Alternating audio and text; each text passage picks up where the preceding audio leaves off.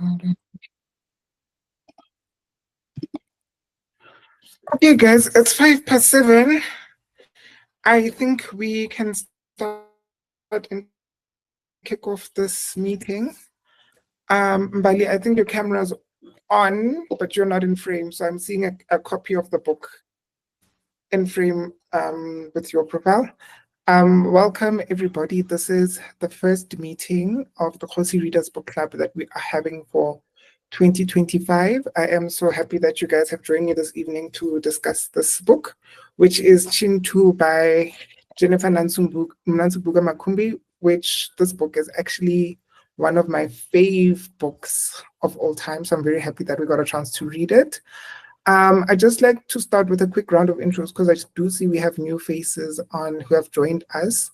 I'll start from the top of the list. So if you can switch on your camera, please just let us know your name, where you're from, and then, yeah, we'll just go down the list before we start the discussion. So Betty, if you can speak, or Babalwa. Hi, Babalwa, welcome. If you can speak, please let us know where you're from. I think it's your first time joining us. You're on mute. Hi everyone. Hello, we can hear you. Oh, okay. I'm from Cape Town. Okay, and it's your first time joining us. Hey. Yes, it is my first time. Welcome to the space. Welcome home. Thank you. Esther, are you able to go on camera and mute yourself?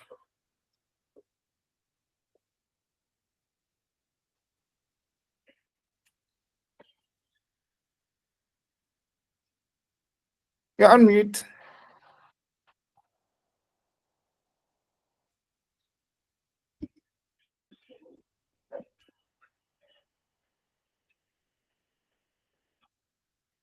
Esther, can you repeat that? You're on mute.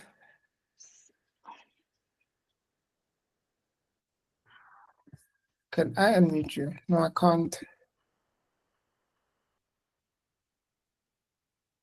Okay, we can't. Unia, if you can go off on camera, please. Okay. Oh, hi everyone. Hello. Compliments of the year. Hello. Can you hear me, Kgosi? Yes, I can. Welcome. Can you hear me? Okay. Hi, yes. Hi everyone. My name is Esther. I'm from the Northern Cape. This is my first book club session. Welcome. We hope you have fun. Thank you. Unia, if you can go on camera. Hi guys. I can't go on camera. I'm in my mother's kitchen. But happy to be here. Happy 2025. I am in Nairobi. Welcome back, Unia. I'm happy you haven't abandoned us. Flora, you're next. Good evening, everyone. I am currently in Pretoria. Welcome, Flora. It's not your first time joining us here, no? No, it's not. Okay. Gugu, you're next. Hello, everyone. I'm Kuku from Mpumalanga. Welcome, Gugu. Is it your first time joining us? No. Okay. Angelo, I know it's not your first time joining us. If you can go on camera. Hi everyone. Can I go on? I don't think I can go on camera. My settings are just not allowing now. Happy New Year, everyone. Yeah, this is not my first session though. No, it's not. Your name and surname are very distinct, so I always know. Like Kenny.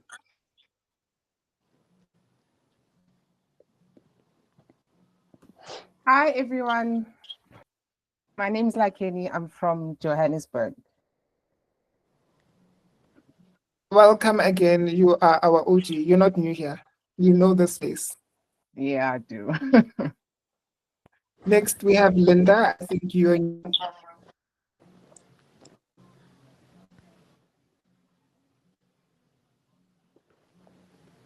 Maybe you can go. Mbali, can you go? Can you unmute yourself, or can you not speak this Hi, session? everybody. I'm Bali. Welcome. I'm happy for the 2025 reading year. I'm so excited. Yeah, happy to be here. Welcome. Nelisiwe, Hleza, you're next. Hello everyone. I'm sorry I can't go on camera, all mask and whatnot. But yeah, it's my first time here. Welcome, welcome, welcome. Nobelungu, just as you joined, can you also just tell us if you did read the book, managed to finish the book, or you've started reading it, Nobelungu? Hi guys. I got up to book 3. Okay. Yeah. Did you jump off on book 3? I beg your pardon? Okay, did you also jump off on book 3? No, I was gonna hang in there, but that's just as far as I got. Oh, okay, okay. Nantlantla, you're next. Hi everyone. I also can't really go on camera, and I'm Tlantla from Joburg. I'm the person who didn't really get to read the book because I kept falling asleep. But yeah, I'm happy to get to hear about the book. Happy to have you here. And you, along the way, you'll tell us why you kept falling asleep. Next, we have Teboho Makaya. Hi everyone, I'm Deborah Makaya. I'm from Joburg, Mondio. I haven't read the book and I'm new to the space. Welcome. I'm so happy we have new faces this year. I hope you enjoy it. Next, we have Tando Kuhle. Please teach us how to pronounce your surname. I don't want to butcher it. My name is Tandogushe. Surname, don't worry about surname. I'm sorry, I don't know how to get the background, so maybe someone can tell me. I'm a bit of a Luddite. I'm Tandogushe. I'm currently in Midrand. I live in Johannesburg. I read the book probably early last year, so some of the things are not going to be clear in my memory, but it's quite memorable. So, yeah. Okay, good stuff. Next, we have Zotando, or not. I think she fell off. So I will jump to Anna-Marie and then... Hi, everyone. I'm Anne-Marie. As you've seen in my disclaimer, I'm in the cold, the trenches of the cold. I have read everything except about the last 50 to 60 pages. So I was trying to power through, but it didn't happen this afternoon. So I've just prepared myself for spoilers at the end if there are some. It's nice to be here. No problem. Thanks for joining us, Anne-Marie. And then we have Connie next.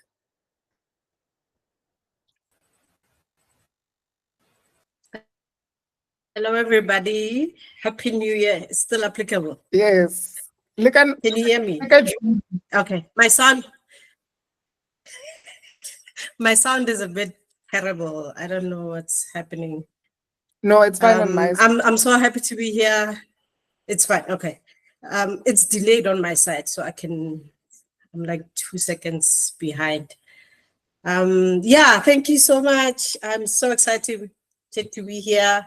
I was fighting for my life today to finish the book. My brain is mush right now.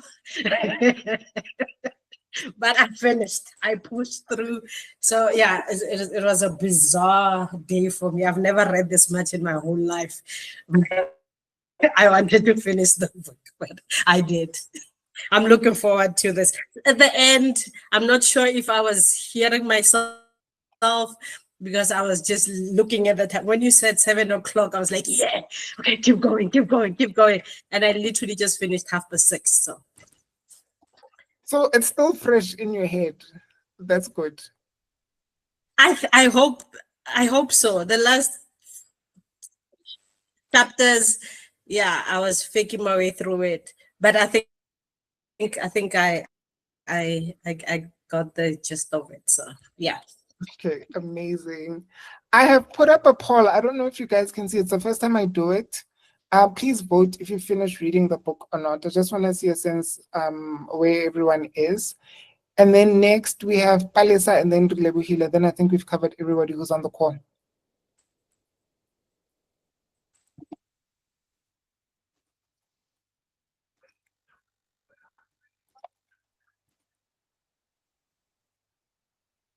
Palesa Lebuhile, can you speak?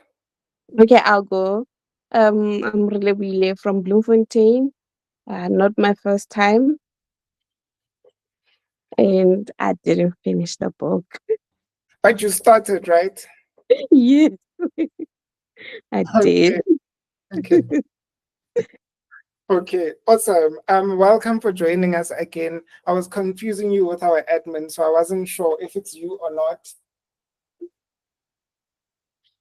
We have somebody joining the call again. Lunzulu. Okay, awesome.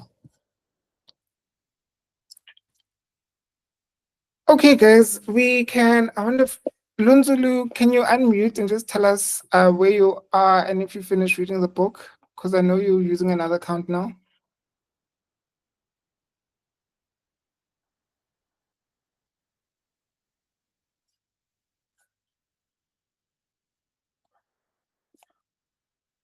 Okay, maybe you can't. Okay.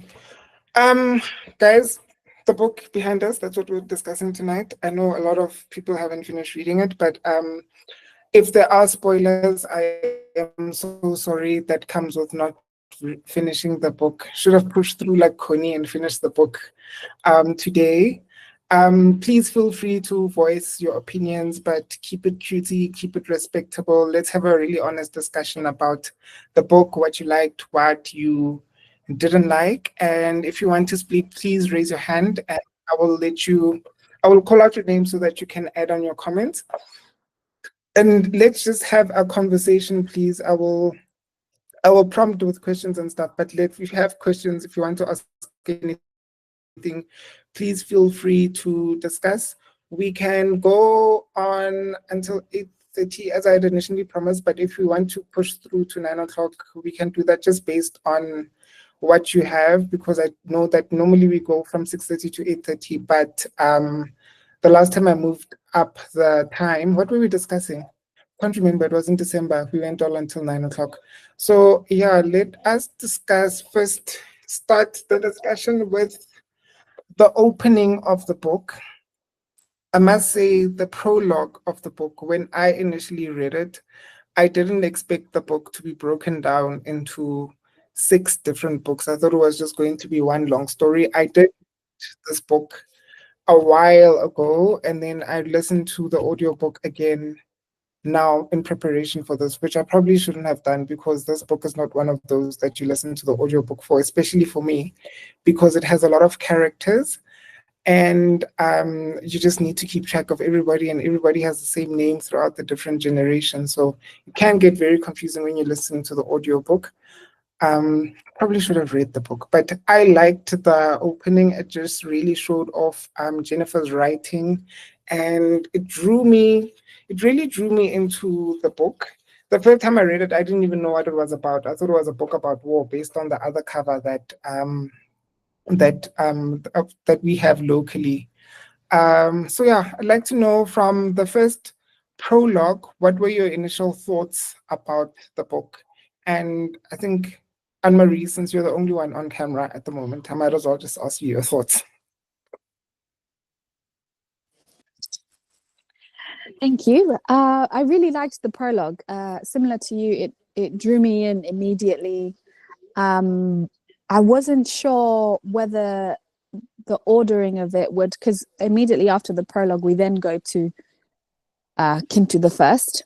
And so in my mind, I thought, okay, it's one of those books where we like see the end and then we see the beginning and work our way from the beginning in a like chronological order. But we didn't. And I did have to keep on reminding myself like what year we were in each time we were jumping between books. But it was helpful to have the prologue, particularly where the other people related to Camus are then introduced. So you start to build a picture around Camus. I found that quite helpful. But then also I found that there were really nice surprises that then kept reappearing, like, you know, him having hay fever in the mornings. What else? Yeah, I guess the fact that he died because he was struck on the head, which was like, you realize it's this big thing that the curse is shaped around. So I thought it was a really nice sort of introduction to what we were going to expect without fully giving it away. So I like the prologue, and I enjoy her writing a lot. I think she's so talented. What did you think of the woman just packing up and leaving? Were you judging her? A little bit, yeah. I was like, dude just died. No, I don't remember one tear being recorded from that lady. She said CD player, she was looking at the house. But you know, we listen, we don't judge. Maybe I was like, maybe they'll explain at the end why this woman is moving mad, but it didn't come. So I don't know. No, for but her. Nation from her, where she said her reasoning was, I haven't met this man's family. We've been living together for 2 years. I haven't met the family. They're gonna say, oh my God, probably blame me for killing. They're gonna say I was involved in the killing. So you know what? Might as well dip before I get killed as well. Which I hear her reasoning, but I was just like, oh, this is so cold. You can be with somebody for 3 years and then you die, and then they're just like, I'm out. I don't want to see your corpse. I don't want to see anything. I'm just gonna move on with life. Very, very interesting for me.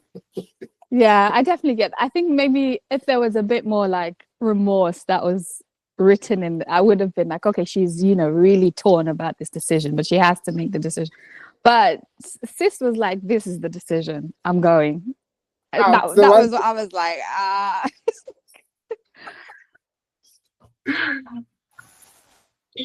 But she did say, what would he do? So basically, she looked at it like, if he was in her position, he would leave. So she just did what he would have done. True. She did say that.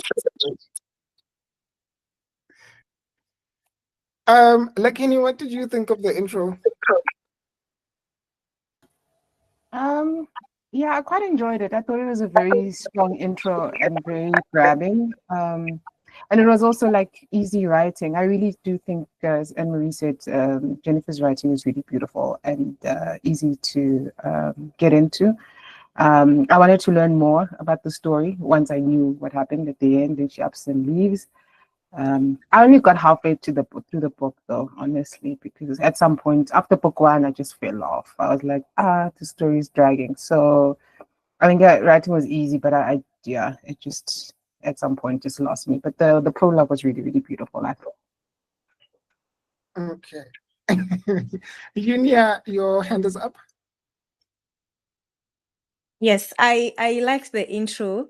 I honestly hoped that the whole story would be around that incident.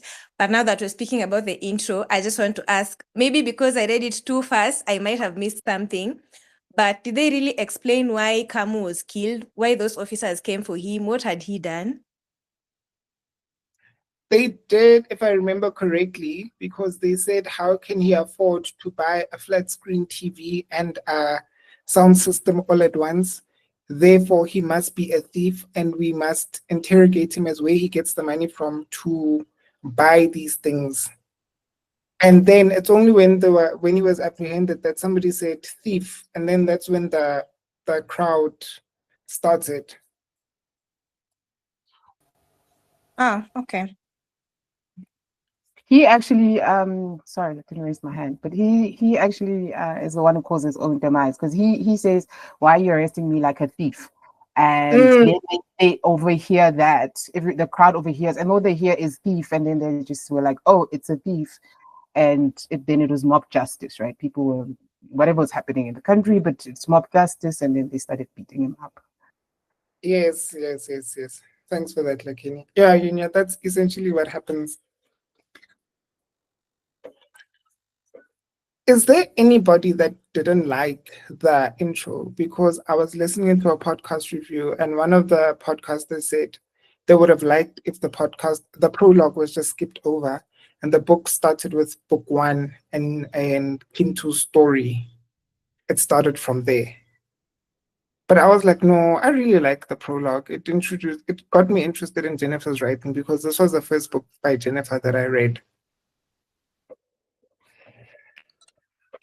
Also, it was a bit disturbing for me because the whole incident seemed to be to not be legal. How do you just drag someone out of their house and beat them up, or organize mob justice to get them beat up over a flat screen TV that they didn't even ask him questions as where did he get the money or anything. They just called him out and walked with him, and then suddenly he was being beaten. So I was like, what about the law? Where are the police? What's going on? And then they just, when he was being beaten by the mob, they disappeared. It was unsettling, but I guess it intrigues you to kind of want to hear what happens next. Yes, true. That is why I went on to chapter 1. But before we get to chapter 1, Babalwa, and then followed by Nobelungu. What came through with me regarding the prologue was the fact that it seemed political at first, about them living in the slums and then versus those that lived high up, and also the way that the people were so angry against the one they call the thief. It gives that thing that as they were beating him, they were reminded of their own struggles. It felt like they were beating him through anger of the injustice that was between um yeah yeah I guess that's what came through to me. I thought it was more political at first, and I'm not done even with book 1, but I don't know what the link is between the whole book and that political kind of injustice that comes along in the prologue. Okay. And it's actually mentioned in that, and somewhere in the prologue, that the people were just angry at the situation, and they thought, let's just take it out on someone. And that's what led to that. Interesting that you picked it up as well. Nobilungu, your hand is up. Okay, for me, guys, I honestly, like for some reason, I read that, but in my mind, it was as if I'd read another book.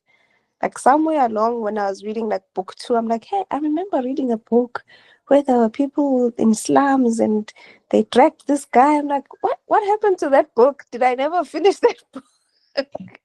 And only later I'm like, no, man, this is the same book. So for me, it was just confusing. And then I had to remind myself and go back, like, no, this is the same book. And only then they're like, oh, okay, so this is going to be a little bit like homegoing. Is it homegoing? But yes, which I absolutely struggled through. But only in the middle of the book did I realize, oh my gosh, it's the same story. I can't believe you thought that you were reading another book. Lunzulu, I think your hand was up. But if not, then I guess we can jump into chapter 1. For me, book 1 was really, really a joy to read. Just like Q said, this book 1 was like, no, Q, you need to come on, you need to explain what you meant earlier on in the group when you're speaking about book 1. You said it reads like a warm summer's morning or something. Book 1 really for me was such a good setting. It set such a good tone for this book. I really enjoyed it. It had such a rich descriptions. And that's where I guess the arc for this book starts, right? That's where the curse is established, and that's where it comes from. So I really liked book 1, and I think book 1 is one that was set in 1750. The rest of the book was set in 2004. I want to get your guys' thoughts on book 1, and I'll call out Q, if you can go on, if you can unmute yourself and share your thoughts on book one. Hi guys. Book one, it was beautiful. It was beautifully written. It read like a folk tale that your grandmother would tell you. And I think that's why I referred to it as a cup of coffee with a slice of cheesecake because it gave you that warm feeling inside. It wasn't particularly a warm story in the sense that they speak about a journey through this desert, which is a tough journey. A child passes away and there's a curse on them. But there was something about it that resonated to a story being told to you by your grandmother at a young age. And I think that's why I loved it. And yeah, so book one was absolutely my favorite. And it captured like it's one of those things that I'm passionate about where I feel as African children, we're never told stories about our families, how great they are, what they conquered, and so on and so forth. So I felt it captured all of that. And then after that, the one set in present day, I don't know. Yeah, I struggled. So yeah. After book one, you struggled. Lunzulu Bukish, your hand is up. Hi everyone. Oh my god. I read the book a long time ago. I think it's one of my favorites. And the first book was probably the reason it gave me like I don't know if you guys have read Things Fall Apart in terms of like the simplicity and the storytelling where the author's not trying to impress you, the author's not trying to use fancy words, they're just telling the story of what actually happens. And I think that was like the best way, especially because I enjoy historical fiction, to start the book off, because nowadays when people attempt writing historical fiction, you can tell that they don't read.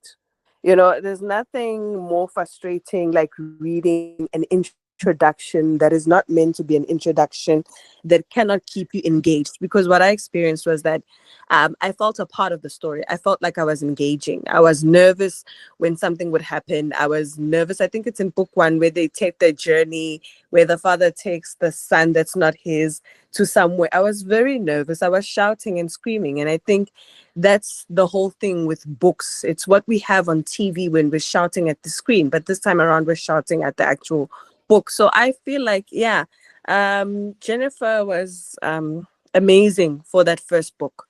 She really was. The simple language, the metaphors that were used were, I think they were phenomenal. Yeah. Thank you. I can hear you're a teacher as you speak. What subjects do you teach?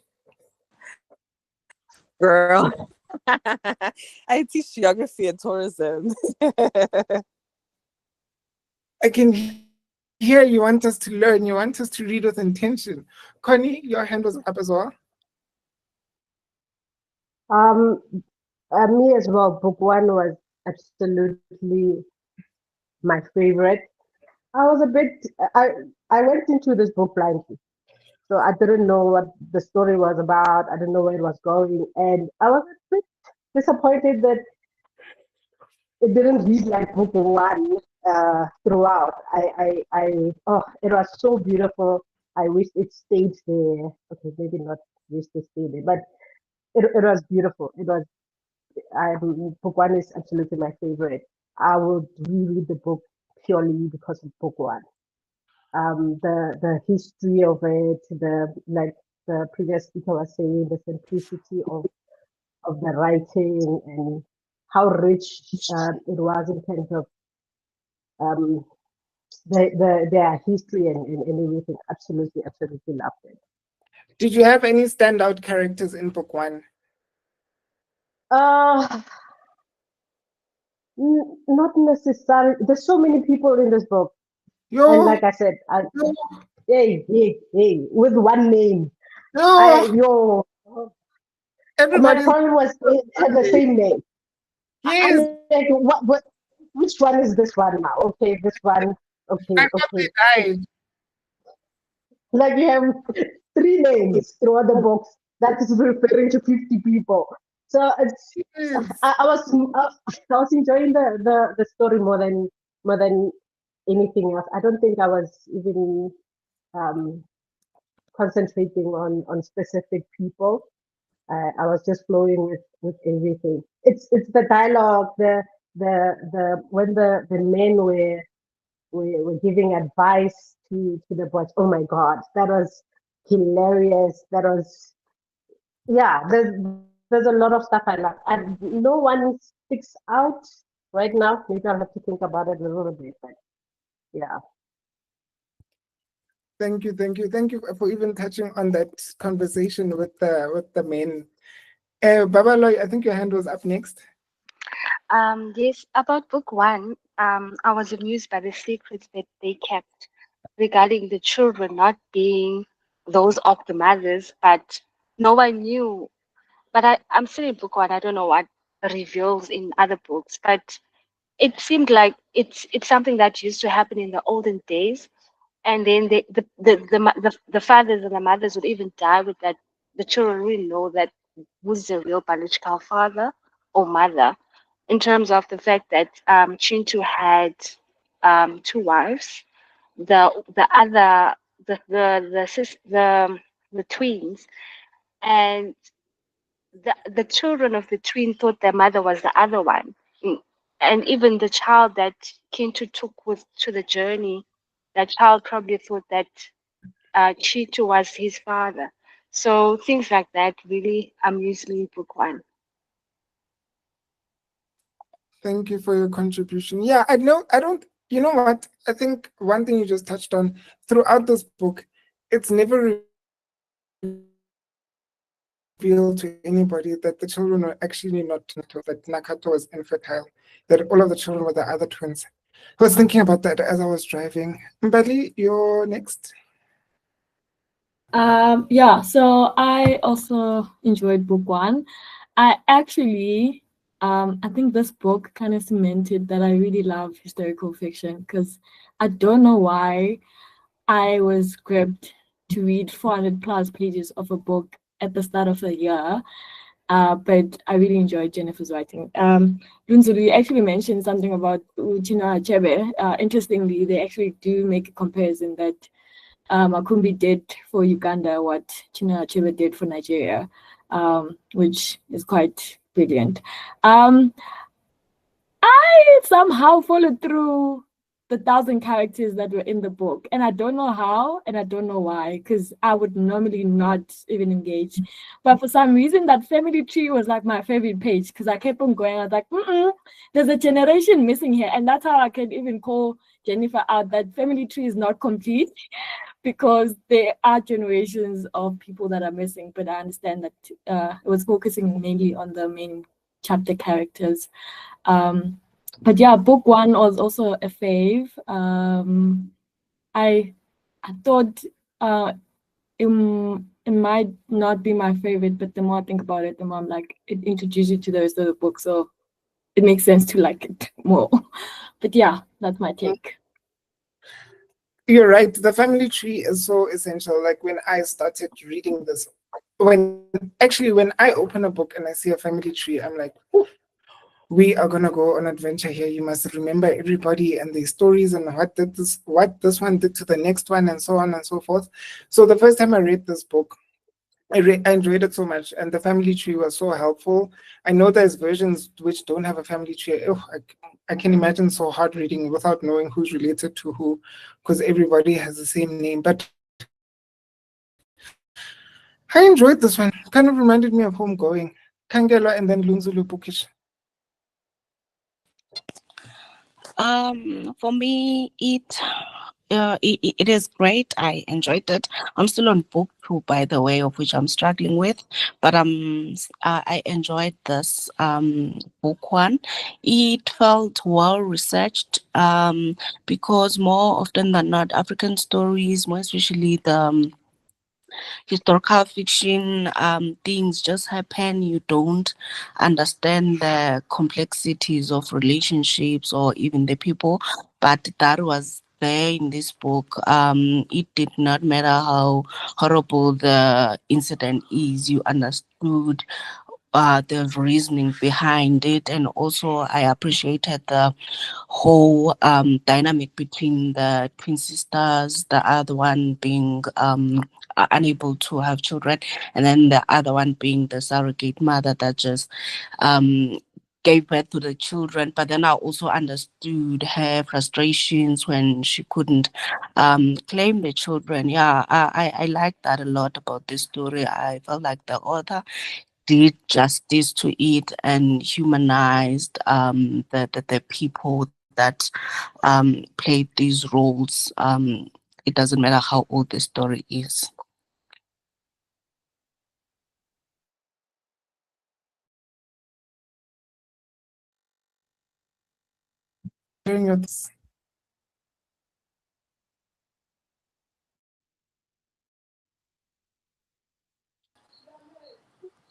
Wait, whose turn is it? I think there's a bit of a Yours. network. Mine, okay. I'm hearing everyone saying that they got lost when it came to the characters, but I don't think it's a case of being lost, but I think it has to do with the fact that the story is not centered around individuals, but it's centered around something that happened that affects everyone in the family. So it's something that happened that affects everyone in the community. And what you get is that this is particular with the Kintu family. Something else might be happening in another family, because that is just how complex one decision that you make yourself can affect the entire lineage of your family, because you never know. You know, you're thinking, hey, this decision, I'm making it for myself. Meanwhile, back then, these decisions will be carried on for future generations. They will shape the family going forward. And then another aspect of why I say that it wasn't necessarily written for certain characters or certain individuals where you pick out your favorite character is because one of the major themes in one of the books, sorry, those who haven't finished, was poverty. Poverty to me was louder than the characters that were in the book. The way there's one book where there's this girl that was starving in complete abject poverty to a point where you felt it in your skin. I think she focused more on giving such themes character, bringing them to life more than actually giving us favorite characters in terms of like this person, Bali's going to be the best character or the best protagonist, etc., etc. You know, I'm not sure if I'm making sense. You are making complete sense. I'm putting you in the same bucket as Lakini. I hope you're going to join us for more sessions. It's going to be interesting to see when Look, you end up. I wish I can. I wish I can, Kgosi. Let me tell you something. Last year, I could not even upload anything. I could not shoot anything because I was so busy. Hopefully this year, I can, because even my account was at a standstill. Hopefully I can. Some of the books that you guys will be reading, I've read before. Some of them I haven't read before, but I do have them on my bookshelf. Okay. I can't wait for the exchange between you and Lakini when you're not agreeing. It's going to be so interesting. And we'll throw in Connie in the mix as well, and then the rest of us will sit back and watch. Linda, you are next. You're my fighter, Lakini. You're my. I'll take you. Hello. Hello, Linda. You have Yeah, I enjoyed chapter 1. I think I really enjoyed it because it captures a lot. It captures an undertone of colonization when it's talking about the well-educated living in the sort of hills and the less educated living in the slums. And in terms of the family dynamic, it gives me that like the structure of what an African home used to be, in terms of you wouldn't call step kids or adopted kids somebody else's children. Everyone is everyone. As long as a child lives within the household, they belong to the family. Even sort of his struggle after coming back from the war and bearing the child to actually be able to announce the call of death. Like, I genuinely felt his struggle to be able to articulate that his son had passed away and to be able to articulate that to the biological father. I enjoyed it. I absolutely enjoyed it. I think it was a beautiful setting for the rest of the books. Thank you so much, and especially for breaking that note on the children. Reminds me of stuff that my mother would tell me from her childhood, of people who would just come and live with them for years, even if they didn't. Next, we have Tando, and then we'll move on to chapter 2. I just wanted to kind of add to what Lunzulu, or maybe echo what Lunzulu was saying, because I initially had felt that there's too many characters, too many of them with the same name. I can't keep up. But I realized that it's also kind of like a nod to the decolonial kind of style that she was writing in, to kind of not pander to the West and focus it on structures that are traditionally associated with Black families, with the idea that we are community more than we are individuals, and that you can tell a story using individuals that applies across the board to that family. So I felt like it was carried across so well. Even the sharing of names across generations kind of speaks to that thing of we're always going to be one. We're always going to be connected. And so I did definitely start with keeping up and following the names and which Kintu is this now. But at the end of it, I felt like maybe I didn't really need to understand the story specifically, more like to place it in the story of the family. Thank you so much for that, Tandukule. Anne-Marie, you can go and then tell us your thoughts about chapter 2, if you did reach chapter 2.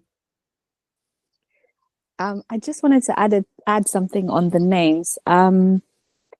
I also struggled, and I think I realized it was because Ugandan names are just so unfamiliar to me. And so I was like, okay, this is normal that this is happening. My brain is adjusting.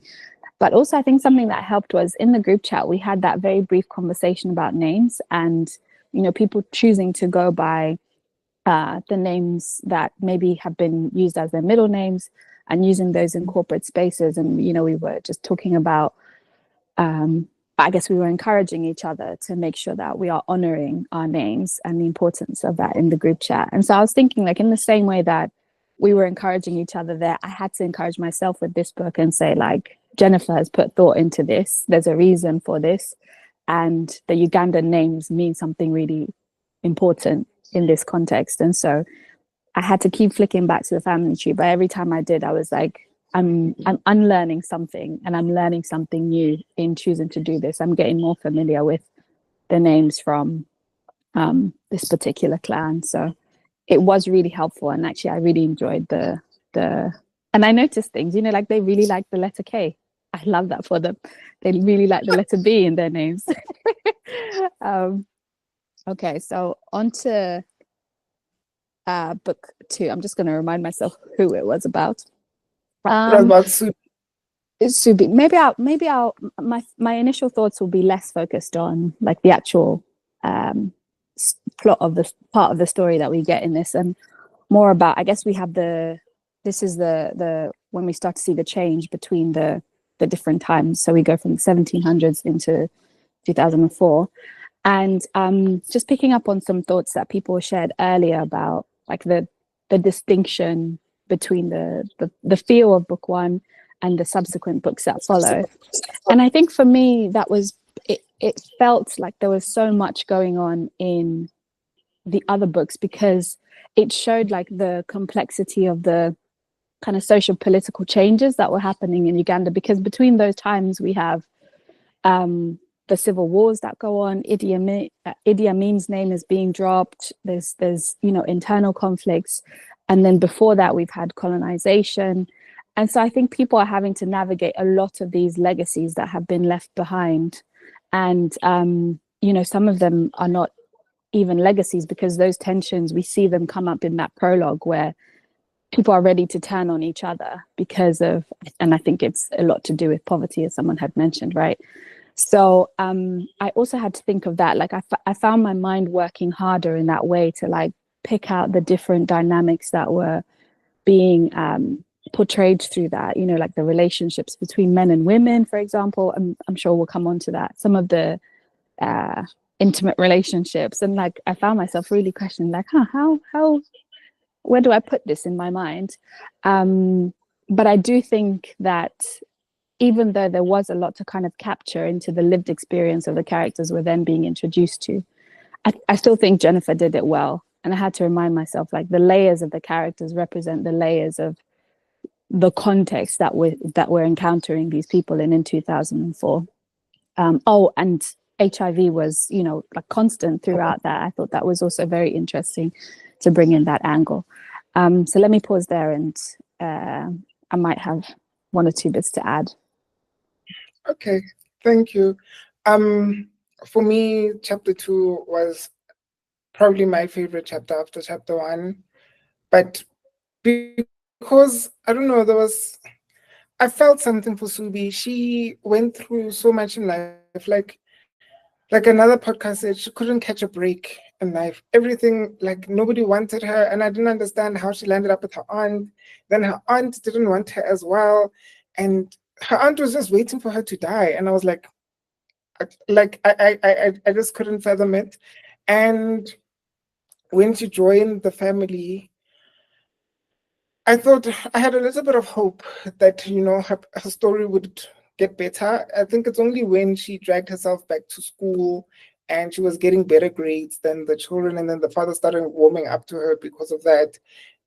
And then when she grew up and she had completely rewritten her history to say that this is my family, but I don't understand why they don't want me, and at the reading of the will, why they didn't include me. It just felt like she had erased so much of her history, and that's how she was dealing with her reality. And that really touched on the mental health element of this book, because I really think mental health is another big theme of this book. But yeah, I think Subi is my fighter. She really went through a lot, and then she met a guy who just was so into her and was like, I want you, girl, we're gonna do this life thing together. That for me was like my fave for the book. Like Anne-Marie and Lakini, your hand is up. Whoever wants to go. I think Anne-Marie's hand was an old hand. Yeah, I wanted to say how I felt so bad for Subi. And she reminded me so much of Piccola from Toni Morrison's The Bluest Eye. So the black girl who wants to have blue eyes. And she goes through a similar experience where she's so traumatized and doesn't get a break, and so much abuse that she also encounters like a mental health. Well, she actually has a mental breakdown in that book. So it was wonderful to see it in the African context. And I always love seeing stories that kind of deal with mental health, because for me, it's always like that recognition that the brain can only take so much, and it needs to protect itself, and then it breaks, right? Like your body and your brain are one of the strongest things you possess, but one of the most fragile, that it can only take so much. Yeah, so watching her have that association from her reality was very interesting, and how that was tackled. But yeah, I enjoyed the chapter as well. Not as much as book 1, to be fair, but it was still quite an interesting chapter. Lakini, before you drop off, do you want to just touch on the comment that you made in the comments around sexuality? Because that's also something that came in slightly in chapter 1. Oh yeah, I was just talking about the king's assistant in chapter 1, where they then talk about his manhood and sexuality, and that he was bisexual. I guess they alluded to that. And for me, in the time period in which it's spoken to, well, it was introduced. I love when that is done, because a lot of times when we talk about sexuality, especially in very kind of toxic environments, it's always like, this is new to us as Africans, which isn't the case, right? So I always think it's important that it is raised, and in such a well-researched manner. Mm, mm. Thank you for touching on that. Then we have Connie. Regarding book two, it's also, I think it's my second favorite as well. What I loved about it was the layers. How she went through so many different things throughout her age, and how she dealt with it. And it was amazing for me how trauma can manifest in somebody's life. We mentioned here the issue of mental health. Because of the trauma that she experienced, how she would block it out, or how she would, um, when she moved in with that other family, when they when they hired her to be a nanny or whatever it is, and she started seeing them as her own family in her own head. She saw the mother and the father as her real parents. And when she was at school, and she created this thing about her parents being in the UK and selling her stuff. And it was fascinating to me how you train your brain to cope uh, um, out of trauma. Like everything that she went through, she figured out a way to cope with what happened to her and what was continuously happening to her. It was fascinating how it was written for me, and yeah, it lives rent free in my head now that I think about it. The different phases of her life and how she chose to deal with it. Most of us, we run, we hide, but she reinvented herself, and she figured out another way of coming out of whatever was happening to her. That was brilliant. I absolutely loved it. I also absolutely loved Subi because of how quirky she is. It reminded me of We Need New Names. There was a part where she was packing up when she moved out of her aunt's place and she moved into the garage with somebody, then that somebody disappeared, and then she was packing up the things, she was deciding what she was going to keep. She picked up a lantern and she was like, what is a child my age going to do with a lantern? And then she left it. I thought those moments reminded me of We Need New Names. I think that's what made me like Subi's story so much. Lakini, your hand is up. Now I forgot. Give me a sec.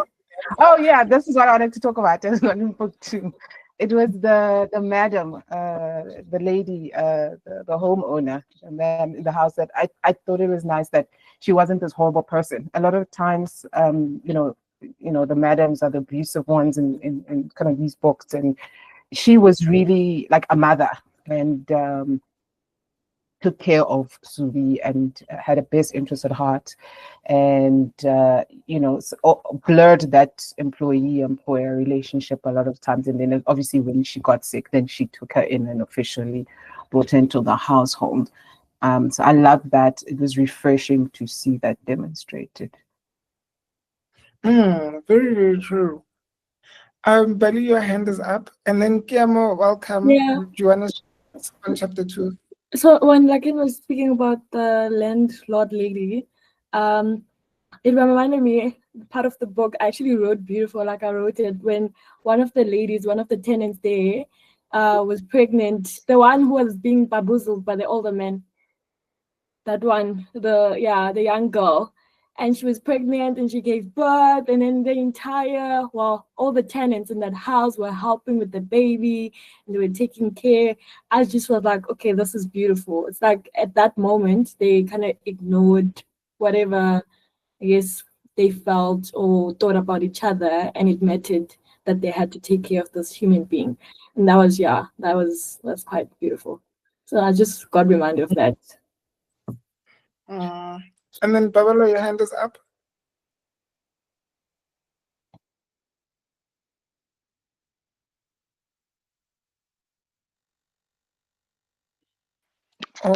Sorry, no, it was a mistake.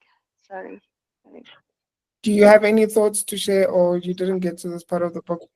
I didn't get to this part of the book, and actually, I want to leave the group, the meeting, because, yeah, the spoilers.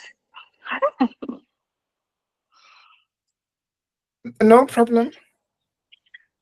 Yeah, I'm still on book one, and I think it's shifting away from the plot and the scene that I'm used to in book one.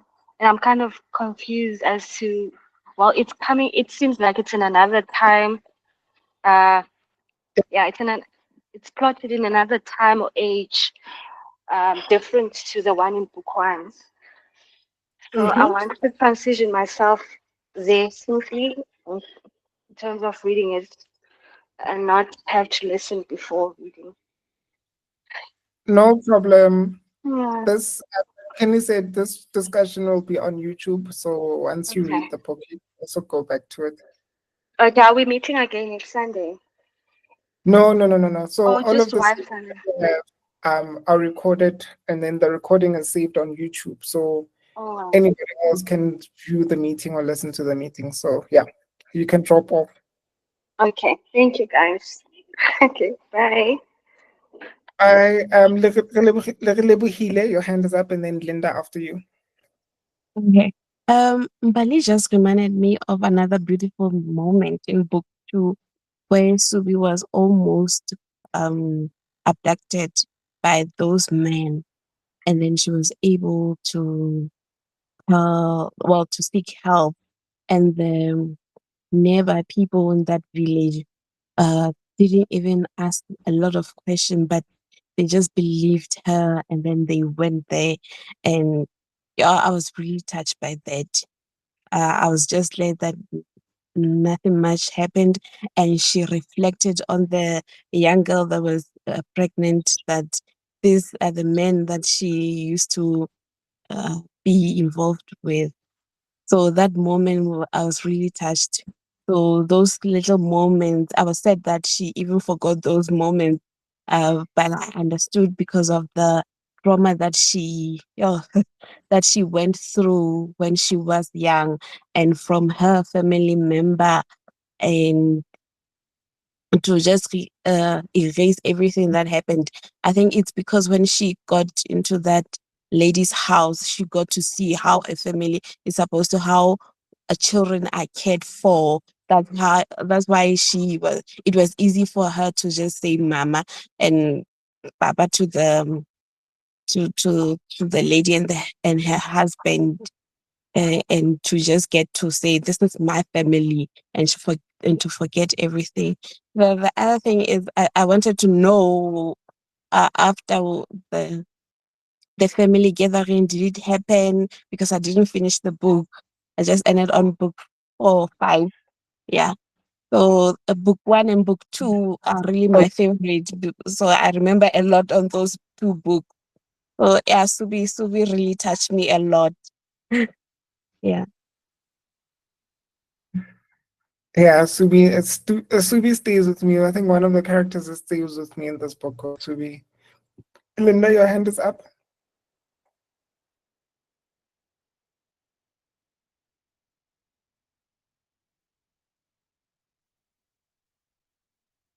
If not, then we can jump into book 3, which was about the devoutly religious twins.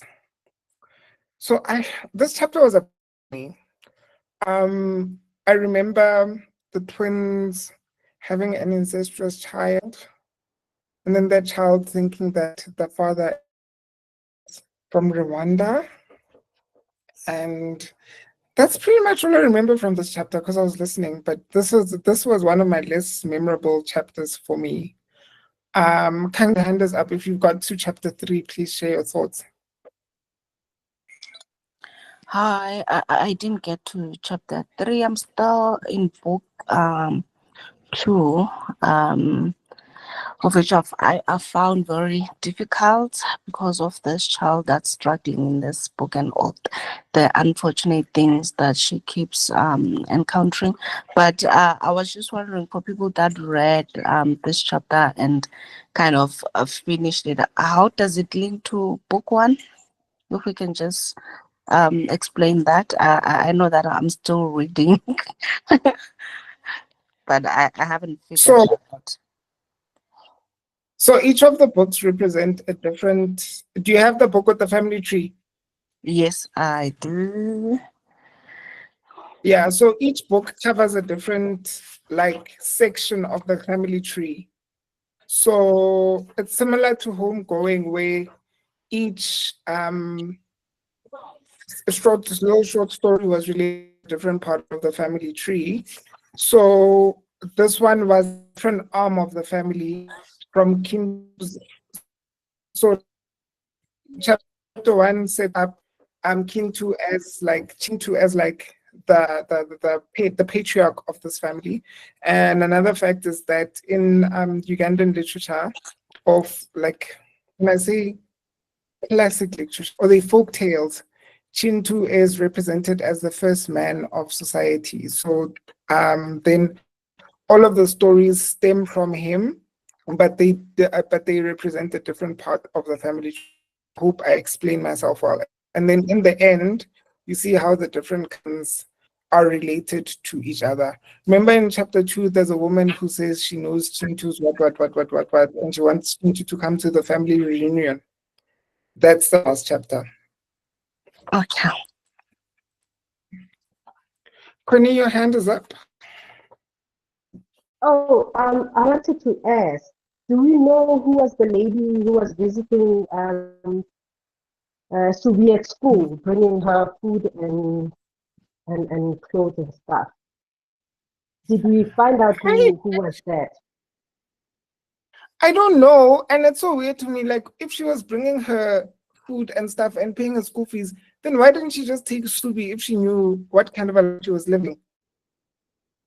Yes, and she said, don't tell your aunt.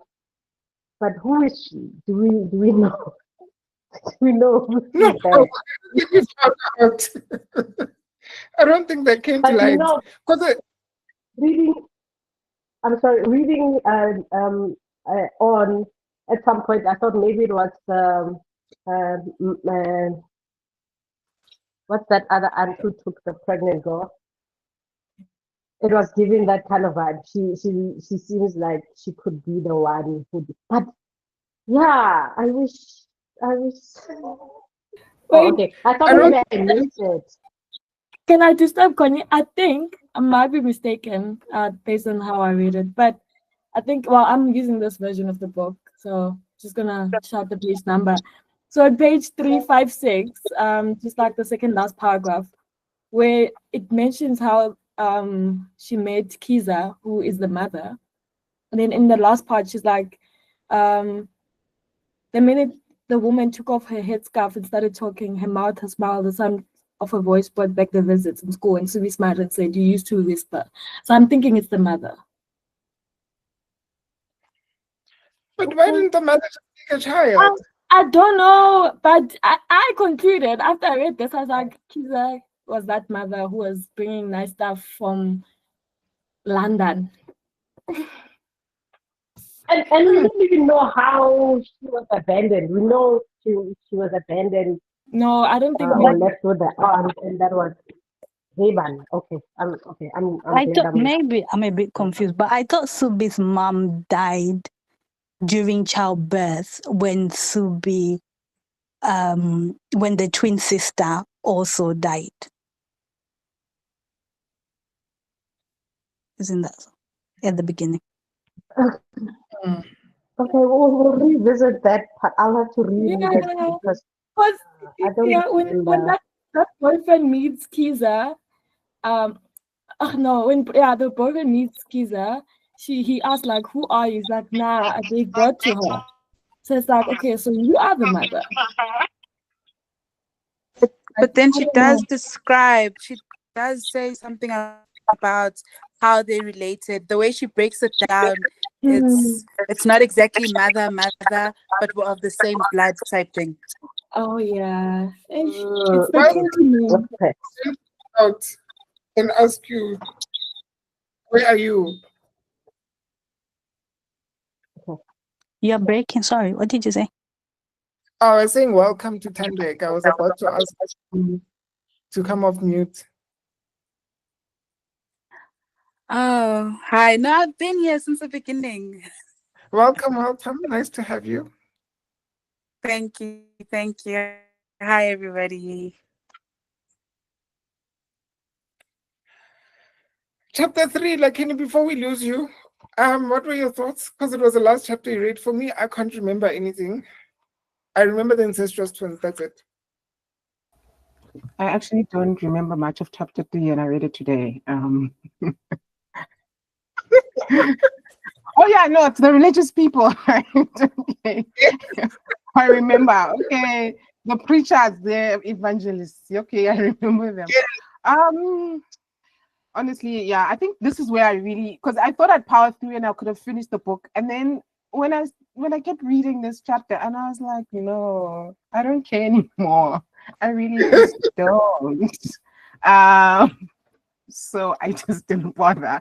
I don't know, something about it just got so convoluted for me. And I'm still gonna finish the book, honestly, because I do love Jennifer's writing and I love the story and I want to see how it finishes. I just found it entertaining, right? But I wasn't very connected to the people. I was just like, this is just funny, the lady who lies about her horrible experiences so that she could convert people. That was it. And then obviously the relationship of the twin children and the pregnancy and what were interesting. But I just thought it was a very dramatic, fun story, but I didn't really connect to it. And yeah, I just really didn't care at that point. Connie, your hand is up. No, I think Linda's hand has been up, or is it a mistake hand? And then Connie and then Google. I think chapter 3 was needed. I think after Subi's story, it needed to be a little bit more lighthearted because Subi's story was very psychologically distressing. But chapter 3, I think until you get to the end, sort of where they're doing that homecoming ceremony thing, it basically has no basis for it has no purpose. Essentially, it's just setting the story so there's some relevance at the end of the book. Does chapter 3 mention the curse?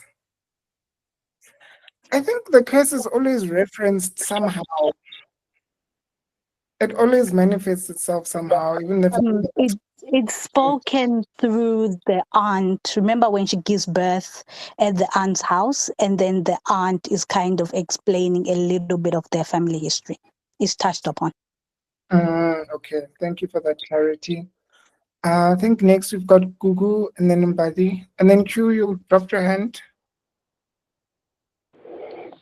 No, guys, I actually wanted to ask a question. Because I see on chapter 3, Job got married, but then Ruth was always drinking alcohol and going out. Do you guys think is it because she was too attached to the twin that she couldn't get married again, or it's just a question? I mean, they have a child together, so it's probably very hard for her to see her with somebody else.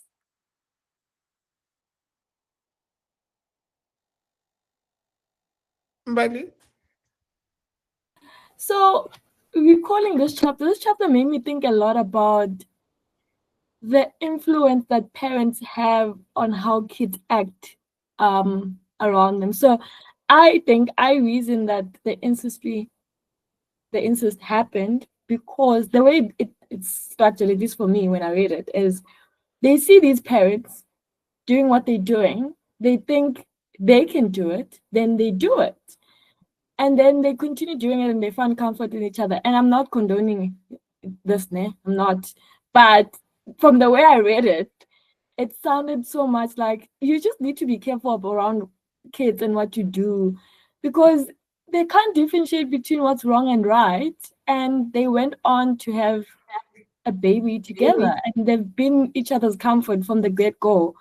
You know, they were almost neglected as kids, and they found comfort in each other, and they did what they did. And now there's Upaulo. So yeah, it just made me think a lot about you just need to be careful, you know. I know we normally be careful about words like don't swear, don't whatever, but even your actions, yeah. But anyway, that's mainly what I thought. I was like, I don't fault them much, which is completely, yeah, it's sideways. But I can from how it was structured, I can see how it got there. Okay. Yeah. Let me read comments from the chat from the chat before we move on to the other speakers. Like Kenny will touch on this just now. And then Nobelungo asks, so this Paulo really had nothing wrong with him genetically. Twin parents, you would think I expected something in stay with me. And then Rita says, for some reason, I knew Drop was Kelema's dad. The way Bweza was doing all the rituals after Kanani had left. And then Tandukutla said she wrote it in such a wholesome way, the incestuous relationship. I was listening, so I didn't even catch it. Q, and then Lebuhile, and then Koni. I actually found chapter 3 interesting. I struggled to read through it because, yeah, I don't know.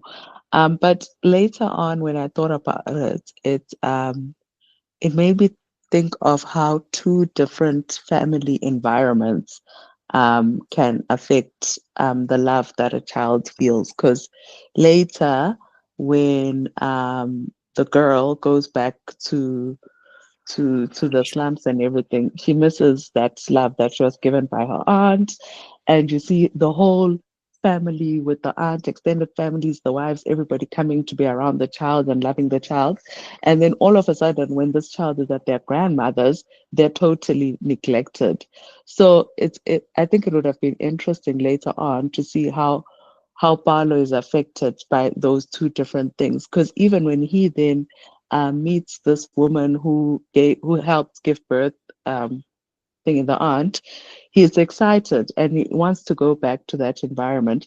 So it's quite interesting that for me, it was like actually homes can have different environments, and you get Paulo already reacting to that loving environment that the aunt had provided. But I think it also touches on how, as Africans, sometimes we go extreme west and we totally want to cut everything off around us, which we see with the twins' parents, where they choose to be extreme Christian to an extent that they don't want anything to do with their traditions. And even the father doesn't explain properly to the children why they can't be hit on the head, but he just tells them that you can't do that. So I found those things quite interesting, how two extremes live in an African environment.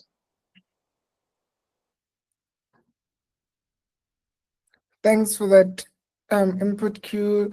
Then we have Lebuhile, and then we have Koni. Oh, thank you. I agree with Potanani. Yeah, I loved Magda. I'm sad that I forgot her traditional name. And I think this chapter touched on that conversation in the group on name. And she she didn't love her, her Christian name. And the brother went only with their Christian name, even the children. And he even asked Ruth, what is your name? And with the incest, I really missed the incest because I thought when Paulo grew and the uncle was doing everything for him, I thought it's just that thing of when the mother is not married and then the child is taken as the uncle's child, and then they'll be doing everything for the child. That's how I took it as. I really missed that. I just thought maybe it's implied, but because the father said you are from this culture, and then your father's name was this, and then when he grew up, he even changed his name. That's how I thought it was. Maybe it was from the church. They didn't want to uh, to talk about the father or to embarrass him. That's how I thought it was. I really missed the incest. I'm gonna go back to this chapter. Yeah. Let you know that the uncle is the father. Connie, you're next. Your book 3 was so bizarre. It came out of nowhere. From the parents and their approach to religion, how to bring how they preach and introduce, what do they call it when you recruit new people? I don't know what's the word. That's the way you think. To convert people. He Yeah. came up with these bizarre stories of how they I I was I was shocked and it was so funny. And then apart from that, something Bali mentioned that I didn't think of. The fact that the kids, they were raised in that environment where they were so sheltered and they were exposed to their parents' intimacy. I think it did play a role in them eventually being intimate, because in their heads, this is what we do. This is how we show love. And based on the environment they were in, they were not exposed to anything else. So to them, this is normal. This is how people are supposed to love each other, I suppose. But yeah, and the fact of um, or the issue of religion, how religion can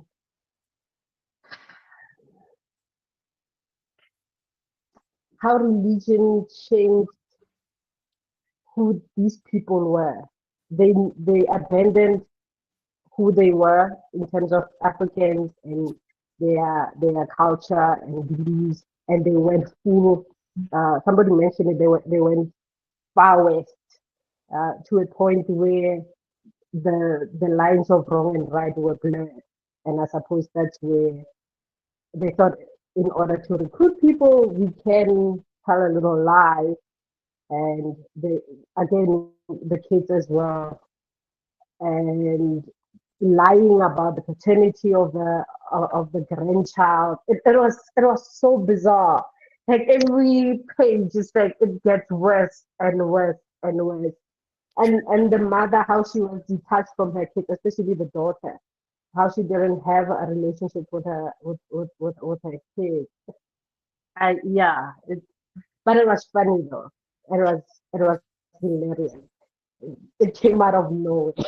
after, after what we saw in book 1 and book 2, and we are thrown into book 3, that's when I was thoroughly invested. I'm like, I wonder what book 4 will bring us, because it's like 3 different books that talk about one thing. But yeah, I loved it as well. All from one author. You see, Jennifer has range. She is that girl that she thinks she is. It's Flora? worth Hi. So chapter book 3 for me was also very strange, but the relationship between the twins, it was an odd one. I mean, it started with sucking each other's thumbs. And when Palame, the guy who used to fetch water for them, and he was trying to proposition the sister, and the brother, the twin brother got very upset and attacked him. So, and immediately, I think after that scene, then we found out that the twin sister is pregnant. And I think there the author was really playing with our minds when the dad kept on saying the father is the guy who ran away, the Tutsi guy. But when you look at the family tree, the parents, it's showing as the twins. So yeah, it was a very strange relationship, very close. Even the way that she was describing, I was like, these two are going to be together somehow. I don't know whether it is going to happen, but they were just too close. And I think the lack of affection from the parents also made the situation even worse, because who do they lean on to but each other? So yeah.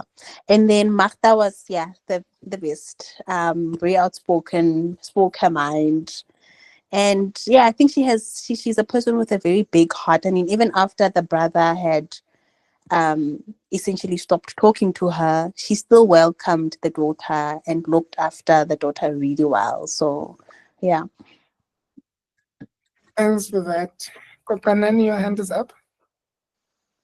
Another thing that confused me about book 3 is that we saw the Kalema name coming back.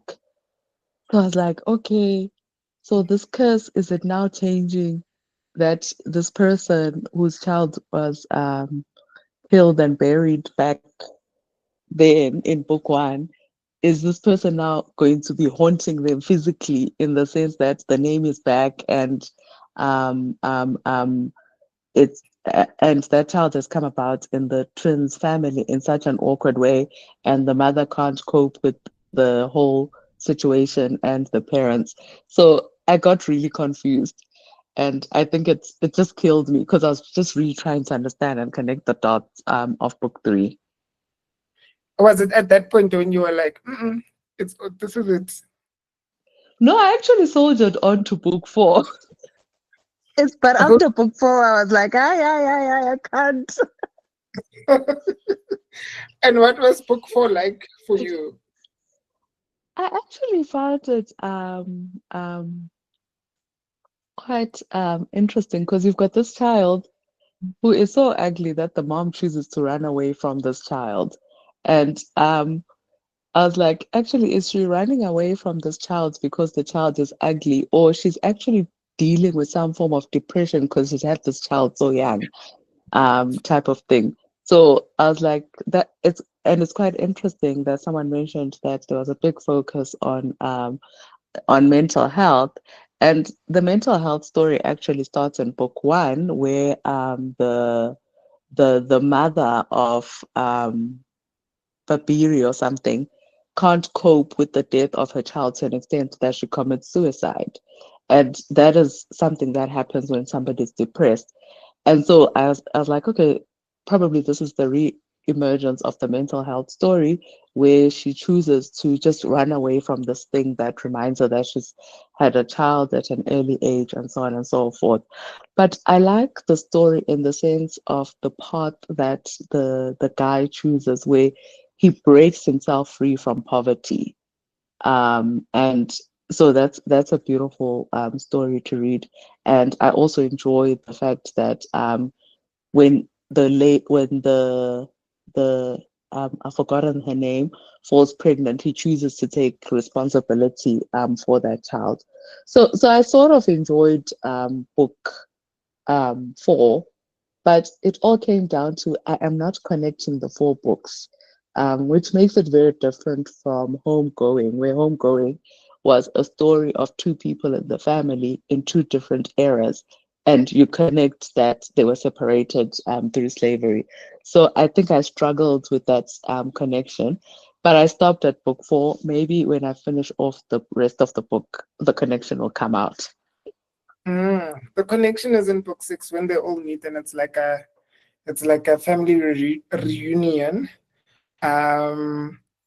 But book 4 also for me spoke to that quintessential Black Diamond story. First, what in the family, and you've studied and you get a job, you become successful. This is also the book where HIV was really highlighted, even though it wasn't explicitly mentioned, but the way that it was spoken about, you could just see that this is really HIV. And this reminded me of a similar situation in my family, where one of my aunts passed away when it was emerging, and she had gotten it from her husband, and she passed away.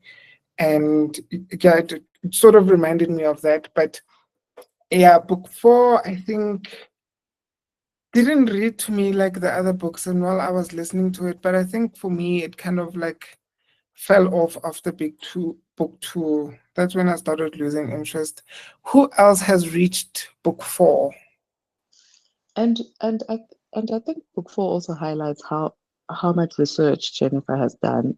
Because if you think of the HIV story, as much as it's not highlighted explicitly, but she captures all the fears that we saw during that era of HIV where people were scared to go test, they didn't want to know if it was there, and that type of thing. So I think kudos to her for researching books well, for doing research well before she writes books. Because sometimes you read a book and you're like, honestly, I feel like I've got more around this than you. Mbali and then Anne-Marie. No, I was answering your question on who else reached book four. So I also enjoyed the chapter, book four. I mean, I enjoyed the book in general, so just gonna be biased and say I enjoyed every single chapter. But I really enjoyed the HIV story. Even though, spoiler alert, sorry if you're still here, sorry, spoiler alert, it wasn't HIV. But I enjoyed how it kept that story, because there's a book I actually read, I forgot its name, but that book is centered around somebody who has HIV, and their main mission is just to spread it around because they can't believe that they have it. And so I always think it's such an important conversation to have, because I think we're at a time now where I don't know if it's fully embraced that it's just another, illness that one can live with, but it's just always an important reminder to know that things exist and they're real, they're there. Yes. Yeah. So I think, yeah, she did. And also I think I kind of liked Isaac. Isaac is the male version of some sort of Subi, to be fair. He also had his own struggles. I mean, imagine you're an ugly baby and you grow up and you're told you were just abandoned because you're ugly, and you kind of not fight, but you struggle your way through life, and you get the things that you need to get, you achieve, you're motivated, you push, and you're taking care of your child, you took care of your wife, so it has that element just a bit. Isaac came to South Africa. Yes, Isaac, and South Africa was mentioned twice in this book. I was like, yeah. I just wanted to pull out one section of the book, which I found really interesting, and I haven't quite landed on like how I was supposed to be interpreting it. So it's I've got this book, and it's page 266, and it's the bit where Isaac and Nayinga are, I guess, having their first sexual encounter. Is it their first? Yes, it is their first. And I guess like when I read it through the first time, like my immediate framing was thinking about this day and age when we're talking lots more about consent and what explicit consent looks like and what it doesn't look like. And when I had finished that section, I was like, I don't know where to place this. Like, I don't know whether she was like a willing participant in that, and they were just kind of playing this implicit like role play type thing, or should I be placing this as like Isaac is actually just patriarchal, I've got you all the way here, so let's go all the way since we're here. But let me read out a couple of sentences. It said she had been right. Isaac was one of those men who had never come to terms with women's sexuality. If a woman is willing, they drop limp. If she puts up a fight, they become animals. Nayinga knew that they're a delicate bunch. A woman had to know when to brush off her hand as she fought, how to fight helplessly, and when to give in and beg for mercy. There's too many things going on here. Like, what are we, and I was just like, maybe I'm just I'm in such a I have such a different perspective and framing, that there's a way of looking at this in a way that redeems the situation. So I just wanted to put that out and get a sense of how other people read it, because when I read it, I was like, Isaac, you are ugly and you're being like this. Please apply sense. So yeah, Yes, how did other people read that? Q says she was on a gold digging mission and she would fall into whatever character to catch Isaac. Bali, I think I disturbed you there. No, sorry, because I was gonna say, Anna Marie, I had that exact same thought after that stop it. So when she went, stop it, I was like, no. Wait, what is this turning into? And then it continues. Then I'm like, wait, was it a stop it? Like, yeah, it was becoming a bit blurry. I just couldn't. Yeah, I also had that, but I just tried to move past it like very swiftly. But I remember just reading that stop it. Then I was like, consent. But yeah, because you can always withdraw the consent also. So I thought that was exactly what was happening in that moment. You know, the withdrawal of the consent. But then it continued. Then I was like, okay, I don't know. Yeah. We have Connie and then Kwakanani. For me, the way I read it, they said because of how he looked, he struggled with women, he struggled with girls. And when eventually he found somebody, he didn't know how to. And I don't know where he's basing his experience or whatever, but to him, that's all he could do with women. He didn't know how else to deal with a woman. I didn't think of it any other way. It was that stayed with me. The fact that even girls didn't want to sit next to him. They didn't want to engage him. He didn't even have female friends, nothing. Then you come into a bit of money, and then girls start throwing yourself at you based on whatever information you got. I don't know, maybe porn or whatever. He thinks this is how I'm supposed to relate to women. This is how intimacy is between men and women. He didn't have anybody to teach him different. That's my interpretation of Isaac's intimacy problems. Linda, your hand is up. I read it very similar to you, Connie, and I think I read it more from the perspective that she was more experienced, and because she was out to obtain something from Isaac, she was going to play whatever role allowed it to reach what she was hoping for. And in that sort of disturbed foreplay, it felt like she was very much in control, or the way I read it, it sounded like she was very much in control of the situation. But the end did throw me off a little bit.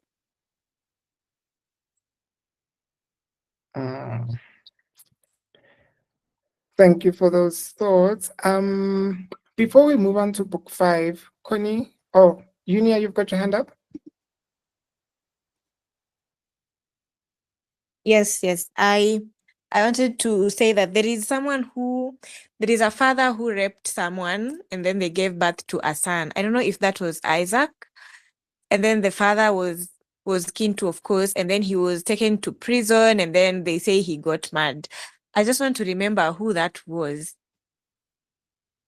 Isn't that in book 5? No, it's in book 4. It's Book Isaac's 4. father. Oh. Yeah, so he goes absolutely mad after, because Isaac is a product of rape, and he looks exactly like his father's family. That's what emerges at the end of the book. Oh. Okay. Yeah. And Isaac is the one who gets invited to the family reunion, hey? Yeah. Yes. Union, is your question answered? Yes. Okay. Lakini, let's go back to the comment that you dropped here. You said the talk about the curse at the end of chapter 1, mental health, sudden death, and suicide. Did you want to discuss this? Oh no, I was responding to another comment where it asked if the curse was mentioned. That's it. Mina saying Oh, I'm done. okay. Okay, let's step into chapter 5. Who made it to chapter 5 besides Connie and me and Bali? Okay, guys, please share your thoughts on chapter 5 because I cannot remember anything that happened in chapter 5. Can't even tell you a character.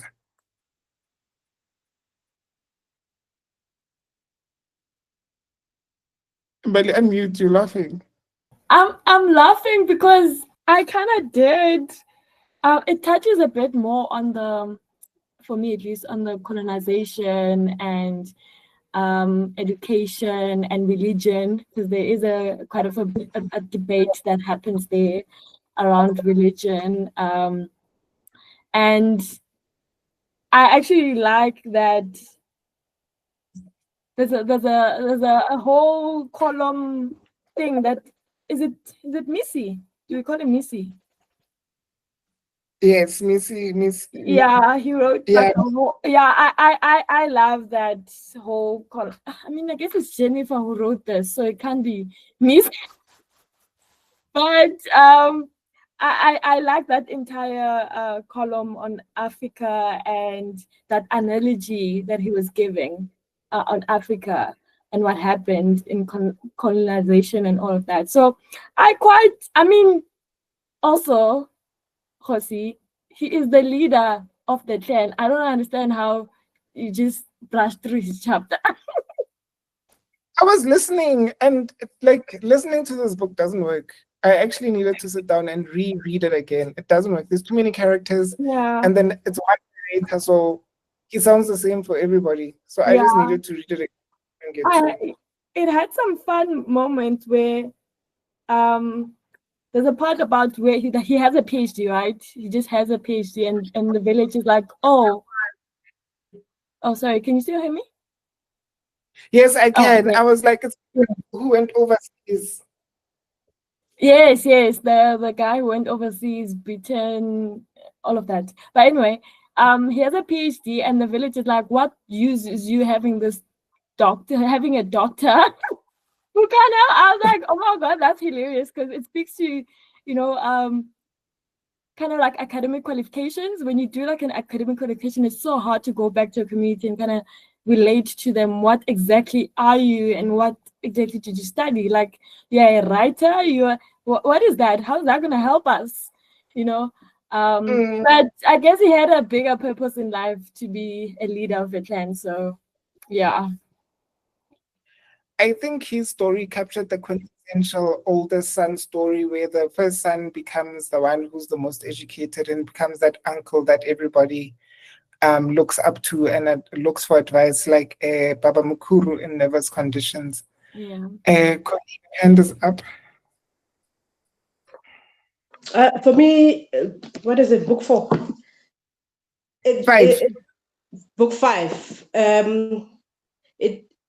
It felt like a opposite of book The Religious People.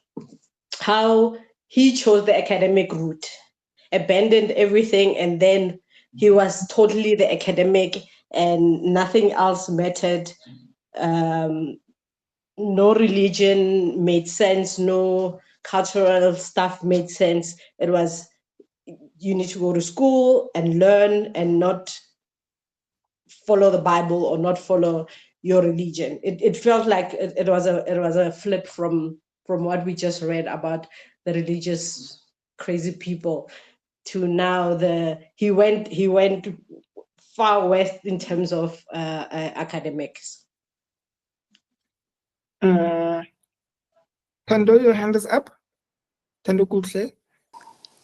Hi. I just that column, I think someone spoke about it earlier, I mentioned it. That column was so meaningful to me. I remember I carried it with me, where he says, if a certain part of your body is changed, you cannot act as you did before, as if you've never been affected or changed. I found that so meaningful to like modern day thinking. Like we're able to apply that thinking to colonization and the ways that it affects us and the ways we want to decolonize, and needing to know that it's not going to look like exactly what it looked like in the 1750s. And that they've been parts that have been transplanted onto this body that will never go back to being the same. I actually really loved that whole column part. I'm glad that chapter 5 connected some of you. Linda and Anne-Marie Yeah, I after. agree with that. That was very poetic. The way that section was written sounded very poetic and very relevant to all of us. You know, a great example is we're all in here speaking English. So it's one of those things that follow us through, and we have to rewrite it in a way that works for this new versions of who we all are. You know, I was actually thinking about this the other day, like if there was one language we could actually all communicate with. Now that I'm thinking about it, even if we, like in South Africa, if somebody speaks language, if we all speak our native languages, even if you don't fully understand, but we can get the gist of what you're saying and respond back. And I think we also use multiple languages. Anne-Marie? You know, I found Mrs.'s character very, very interesting, because I thought that there are a lot of very like contrasting parts of his character. I think the fact that he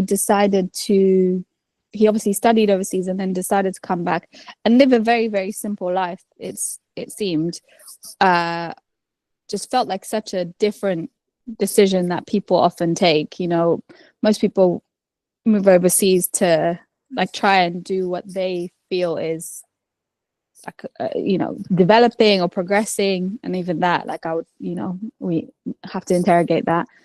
But he comes back and he's not just like, you know, living with family, but like he's responsible for so many grandchildren, 10, wasn't it? He's responsible for 10 grandchildren, which I thought was an interesting contrast to often in families that are headed by older people. It's often matriarchs. It will be women that are taking care of grandchildren. So I thought that, you know, his decision to kind of set aside this life in the West and then come back and take care of children, you know, as his like primary thing that he was doing was so interesting. Obviously, alongside the writing he was doing. And like everyone else, I loved that article. Actually, there's some work that I'm doing at the moment, like in my, you know, professional, and I'm going to be bringing that poem in because I think everyone needs to read it. So I was thinking about ways that I can, you know, share this. It wasn't a poem, this article, with other people in my workplace. And then on the other side, there were also hints of, you know, things that I was like, oh, okay, so he's not like this like perfect character, because when his daughter comes to visit him, he asks her when she's going to have children. And it's like such a, you know, it's like you read his character and you're like, oh, this guy's great. And then there's this little moment where like he still kind of wants his daughter to have children. He's still kind of mindful of how she's seen by people and so on. And I like the way that was, I like the way the character was written in that way.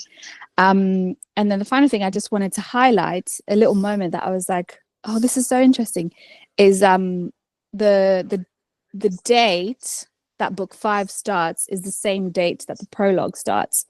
And there's a bit where Masi is I can't remember who he's talking to, but he's talking about how many children he has left. And he says, I have 2, Camus and Kgosi, I think her name was.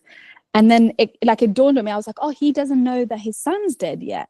And it was just like this nice like joining up of moments for me, because you kind of see the way that then ends up unfolding. But you meet him in a moment where in his mind he still has his 2 children, even though he's lost so many. And like I started to already anticipate how he would process losing his son, you know, after losing so many already.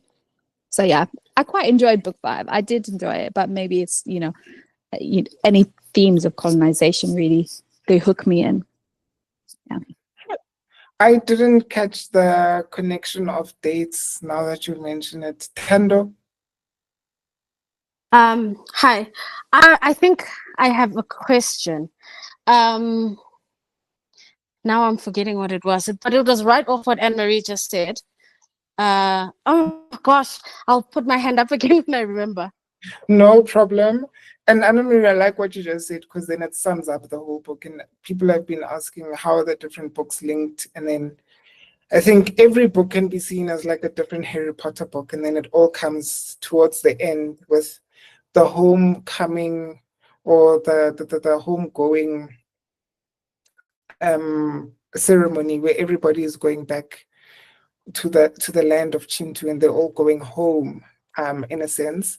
To me, it reminds me of, which Tyler Perry movie was it, where they all were meeting at like a ranch or something. It was the whole family meeting, the family reunion.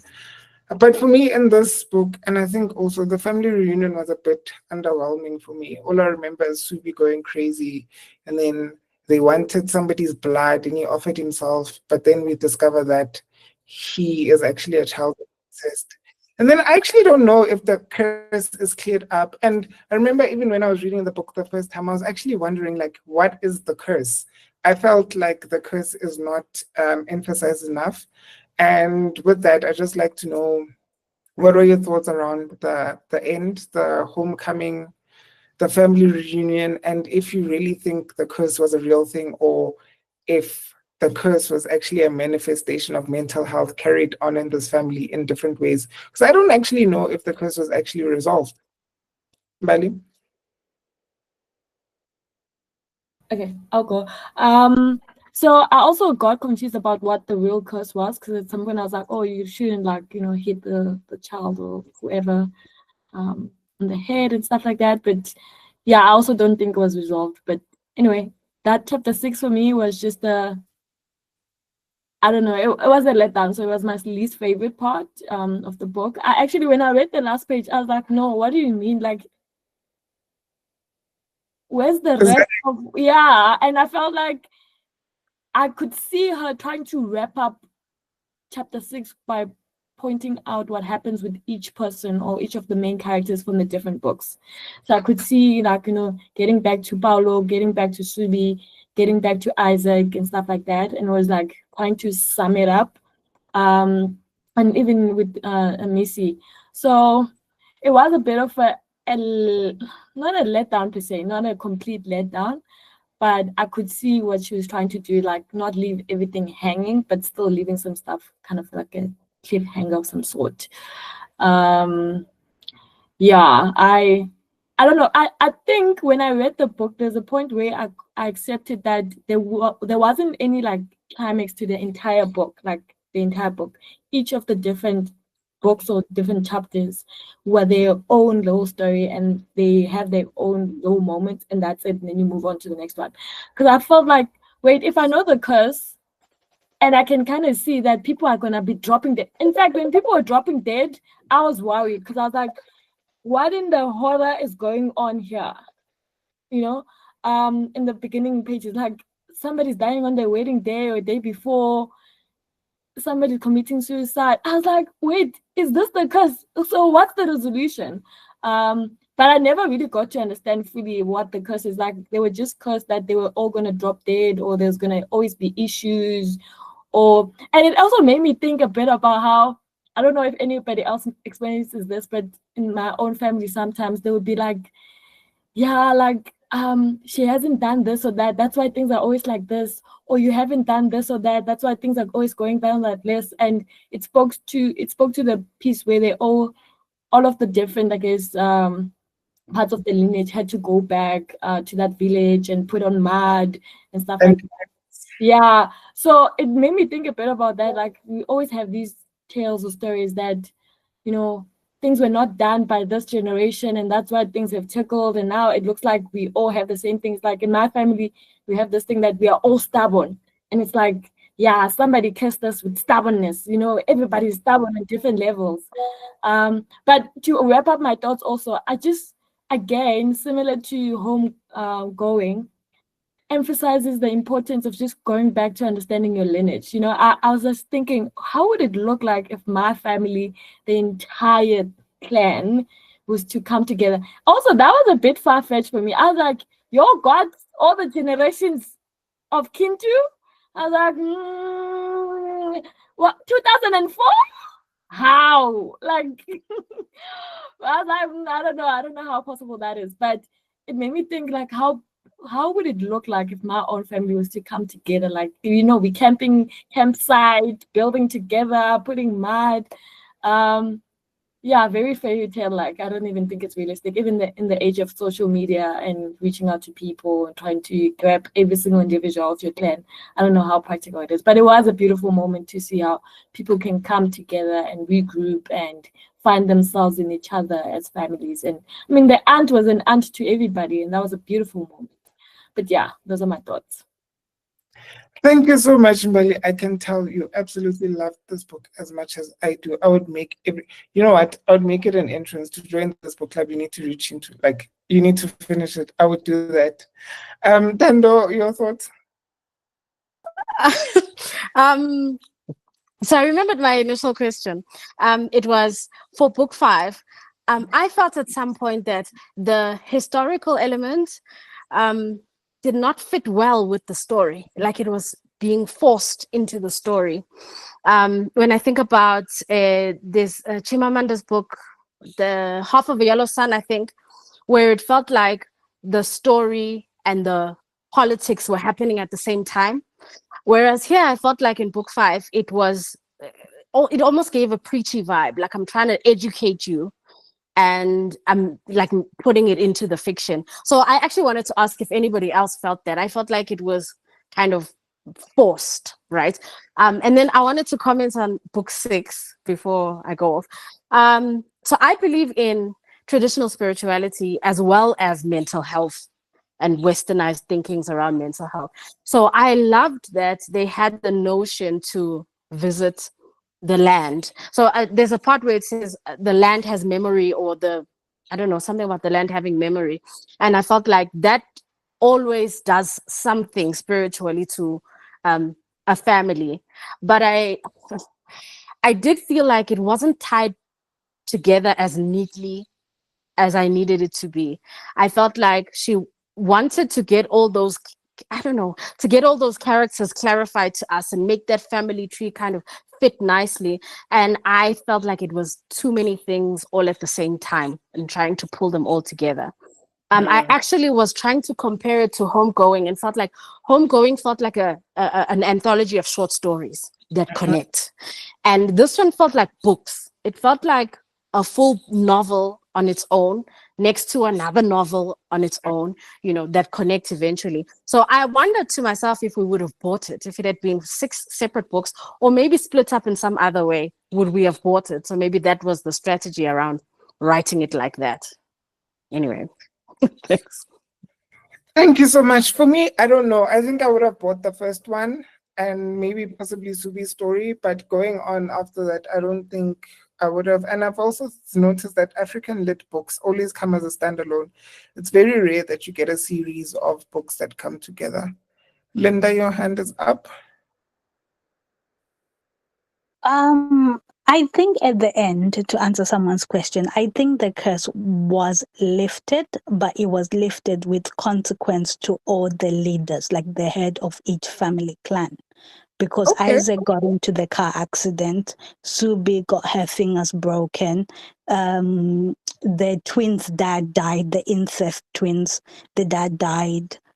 I can't remember the other leaders, but there was a consequence to each clan leader. Okay. That's an interesting So I take. believe it was lifted, but I'm Thank you not for your sure. perspective. At a cost. It came at a cost. Guys, we've got 2 minutes left. Does anybody have any closing shots? Connie, you read the book. You finished it today. What are your thoughts? And everybody else, and then we can drop off. Sugelan. I love the book. I enjoyed the writing, and like everybody else, the last chapter, the homegoing, I thought maybe because I was literally rushing through it, maybe I was not getting it. It was not coming together the way I hoped it would. There's stuff in there that are not making sense. But I have to say, Magda was amazing. She is Kintu. She brought everybody together. She held everybody together. She rescued everybody from themselves. And to see her at the end bringing everybody together, like Mbali said, it's a bit fairy tale-ish, but I loved how she was so instrumental in throughout the whole book, how she single-handedly made sure that she keeps the family together. But yeah, overall, I loved it. I would love to read it again, not in such a rush, and take it all in. But yeah, 4-star. I loved it. All right. Thank you so much for capturing your thoughts. Is there anybody else who would like to share their parting shots before I close our first session for 2025? No, I don't see any hands, any hands, any hands. No, okay. But we are out of time anyway. Guys, thank you so much for accommodating me to pushing this to 9 o'clock. I'm sorry. Next month, we are reading His Only Wife by Peace Adzo Medi. It's a short read. It's not as deep as this. It's very quick. So I can already see. Luckily, I hope you're joining. I hope you don't miss the meeting. I'll be feel the same. there. I've been ready since last year. My rant is like an essay. Is it the one that you wanted to host? No. Me is much. I'm doing another Jennifer's book, The First Woman. Oh, okay, The First Woman. Okay, so we've done Jennifer this month. Next month we're doing His Only Wife. March is The First Woman. Feb is Born a Crime. So yeah, thank you so much for joining us. To all the new people, I hope to see you coming back. We have our set of regulars who keep coming back every month. I think you can see the familiarity between us. Please be regulars, and yeah, I really enjoyed. I was scared because I didn't remember most of this book, but I really enjoyed this discussion, and this is one of those books that needs to be an essential African-led read. Thank you for granting me your time. Until we see each other next month again, I hope you the best week coming forward. Bye, guys. Bye. Thank you. Bye-bye. Bye.